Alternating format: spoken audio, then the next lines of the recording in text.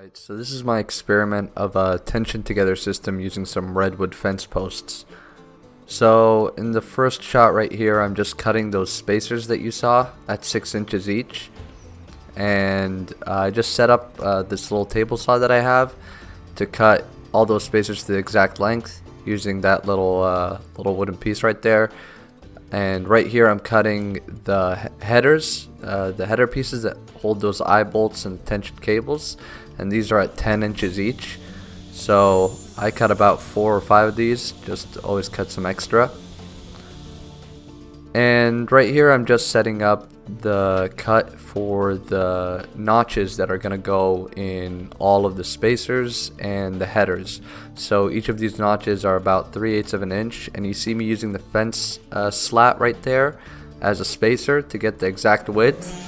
This is just a test cut, so I didn't have an 1/8 inch spacer there, but you'll see in the next video coming up while I'm cutting the notches for the header that I added a 1/8 inch piece of steel to act as a buffer or to make up for the curve of the blade, which is 1/8 of an inch. So if I use the fence slat like that and then use the metal shim like that, I get the exact width that I need to fit that wooden slat. And that's a little trick right there. So here you see all those header pieces, each at 10 inches, and I'm just drilling holes here to accept the eye hooks, a little recess in the back to accept the nut, and then the eye hooks just go right in there. You see me just finishing it up right there. And here are those slats. I think they're usually used for fencing. I'm just using it for this little experiment right here. They're 8 foot each, so I decided to cut them down. I use this foam board as a little backing so I can cut into it no problem with my circular saw.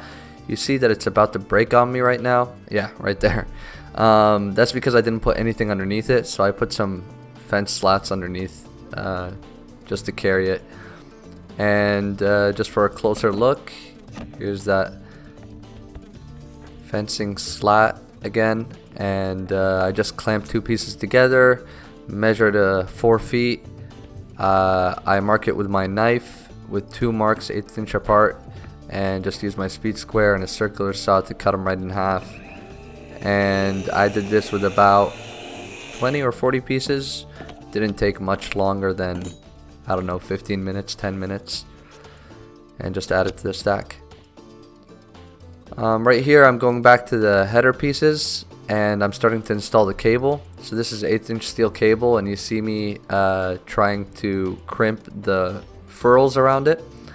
And so I'm putting those furls in, and I'm trying to do as much as I can do right now before I put everything together. So I'm just leaving a few of them undone.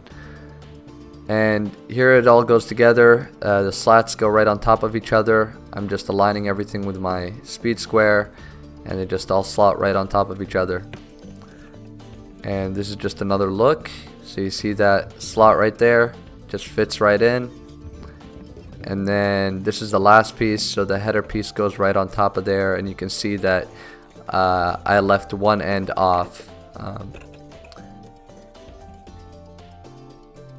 And yeah, that's me right there trying to crimp the second half of the cables.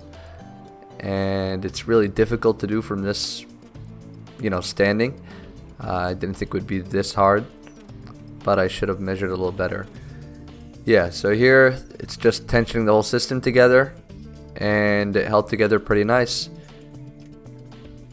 And yeah, that's about it for the base of this project. And then there's going to be an additional add-on where you can actually slot things in between and add it to the base system, and that'll come next. So coming up right now is the third axis of this project. So you see me cutting down some more of these posts, and what I'm doing here is I'm just varying the sizes just to play around with it, and I'm cutting them in half so they fit in between the spaces in the slot. It's a little less than half, so you're gonna see me here cut the piece, and then grab the other half and cut it again. This took me a few tries just to figure out the right measurement, because as you're gonna see in a bit, I need to take into account how to twist the piece into place. So I'm using the same trick right here with the 1/8 inch spacer and the fence post to cut my slots on both sides, pretty much like I did with the spacers. And I'm making sure that it's the same distance as the spacer. They're about 2 inches apart in the middle. So same trick, just using that fence post and the 1/8 inch spacer, and that makes it really quick. This is only about like 1.5 times real speed. Just went through and did this for all the pieces that I'm gonna add on. And this is me testing out the first piece. So you can see it slots in horizontally, and then you just twist it into place and it locks itself into place.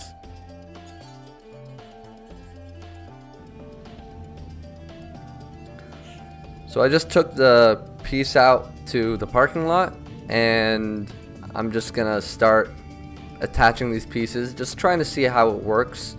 Some of them are a little tighter than I would have liked, but once you twist the piece into place, it kind of rounds the corners of those cutouts and makes it a little easier to insert.